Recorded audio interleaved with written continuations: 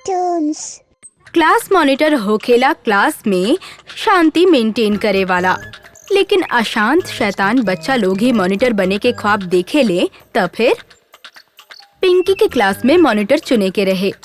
एक दिन class teacher Priya ma'am बच्चा लोग से कहली, स्टूडेंट्स, क्लास के मॉनिटर चुने के बाद हमरा के मॉनिटर क्लास में शांति मेंटेन करिए और स्कूल में अपन क्लास के रिप्रेजेंट करी। जे के मॉनिटर बने के बाद वो टीचर रूम में आके हमरा से मिले। मैम क्लास से बाहर चल गईली और मिंकी, रिंकी और मोंटी हंगामा शुरू कर देले। हम बनब मॉनिटर। नहीं, हम बनब। तीनों ऐसे ही झगड़त रहले और गोलू पिंकी के साथ सामने से बैठ के ये सब देखत रहे।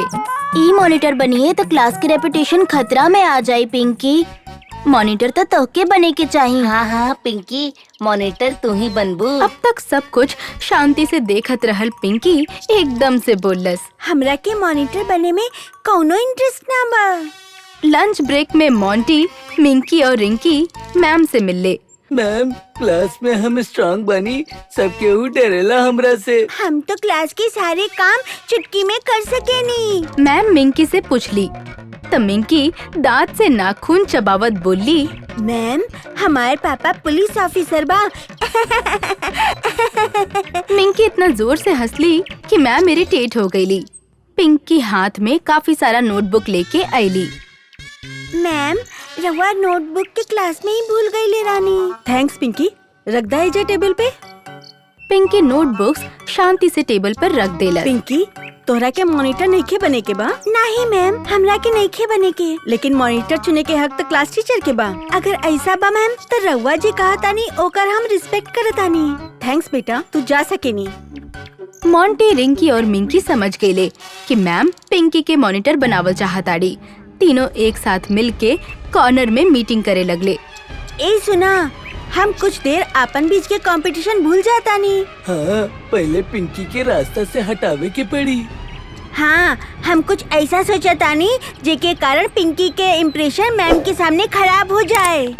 तभी प्रिया मैम बाहर आके मिंकी से बोली, मिंकी, पिंकी मिले तो ओकरा के बोला हमार टेबल पे क्लास रिपोर्ट के फाइल पड़ल बा, हमरा के लाके दे दे। ओके ma'am, don't worry. Minki, Rinki और मोंटी क्लास में आइले। मिंकी क्लास के रिपोर्ट के फाइल उठाइलस। अब ये फाइल जाई पिंकी के बैग में।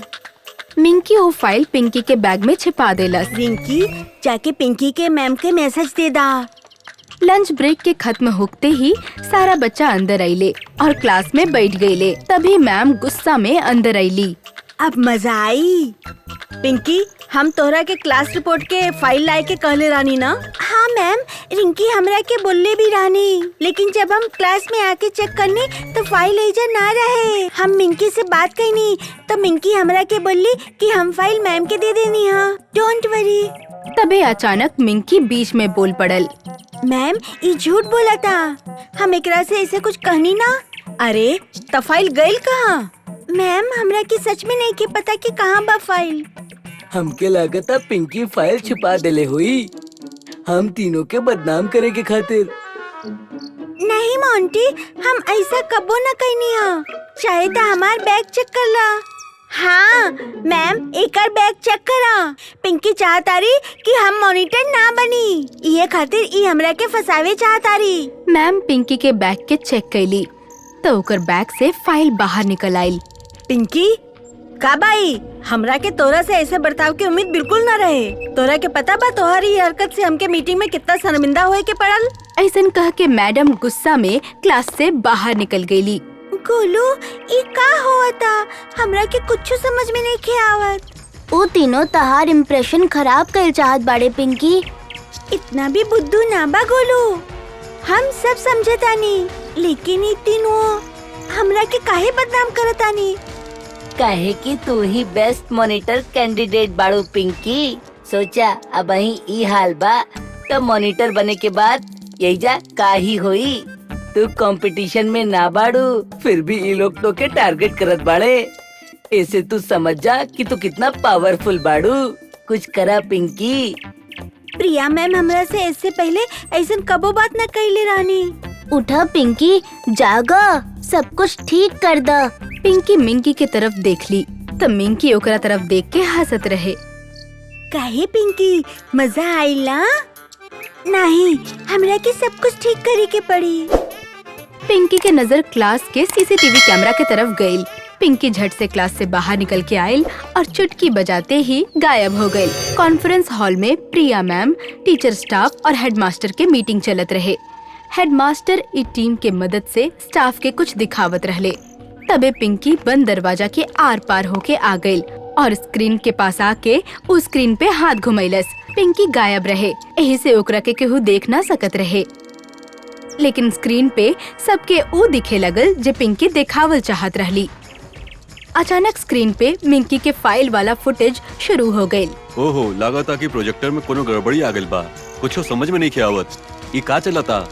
ई स्क्रीन ब्लैंक काहे हो गल? अरे अचानक से का शुरू हो गइल? ई त कुछ अलगे वीडियो चले लगल एहिजा। अरे ई त लगता जैसे क्लासरूम के फुटेज चालू हो गइल बा। ई वीडियो में त मिंकी दिखत बा। फाइल के पिंकी के बैग में रखतिया। अभी फाइल जाई पिंकी के बैग में। ओहो, अब जाके बात समझ में आइल। ई सारा शैतानी और ई प्लानिंग मिंकी के रहल, पिंकी के बदनाम करे खातिन और ओके फसावे खातिन। मिंकी के शैतानी दिन ब दिन बढ़े जातिया। हमके लागता कि मिंकी के पेरेंट्स से मिले के सही समय आ गइल बा। हमरा के उनकरा से मिल के मिंकी के बारे में बात करे के चाहिए, काहे कि मिंकी के शैतानी दिन ब दिन बढ़त जातिया। I am so sorry Priya ma'am, बच्चन के शैतानी के कारण तहरा के शर्मिंदा होए के पड़ल। अनजाने में क्लासरूम के सीसीटीवी फुटेज चल गई, जेकरा से हमरा के पता चलल कि आखिरकार गलती केकर रहल। मिंकी के गलती की वजह से तहरा के शर्मिंदा होए के पड़ल पूरा कॉन्फ्रेंस हॉल में। ओकरा खातिर हम तहरा से माफी चाहब। आजकल के बच्चा लोग बहुत शैतान हो गइल बा। हमरा के ए बारे में गंभीरता से सोचे के पड़ी। पिंकी प्रिया मैम के तरफ देखलस और फिर वहाँ से निकल के पिंकी वापस क्लास में आके बैठ गई। प्रिया मैम, जैसे ही आप क्लास में जाएं, मिंकी से बात करी और उनके पेरेंट्स को बुलवाई। थोड़ा देर बाद प्रिया मैम क्लास में आ गईली। अब तेहू अपन फैसला सुनैली। स्टूडेंट्स, हमनी के क्लास के मॉनिटर बा पिंकी और रिंकी, मिंकी, मोंटी। हमरा के पता बा कि फाइल के छुपाइल रहे। कल अपन पेरेंट्स के लेके स्कूल आइहा, हमरा के उनसे कुछ जरूरी बात करे के बा। ऐसन कह के प्रिया मैम क्लास से बाहर चल गईली। सारा बच्चा लोग पिंकी के पास जाके ओके कांग्रेचुलेट करे लगले। कॉन्ग्रेचुलेशंस पिंकी। कॉन्ग्रेचुलेशंस पिंकी। तो हमनी के पार्टी कब देबू मॉनिटर बने के? कांग्रेचुलेशन पिंकी। पिंकी मुस्कुरैलस। वो मिंकी, रिंकी और मोंटी की तरफ देखलस। और मिंकी, रिंकी, मोंटी, मजा आइल। तीनों के शक्ल देखे लायक रहे। Tiny Toons.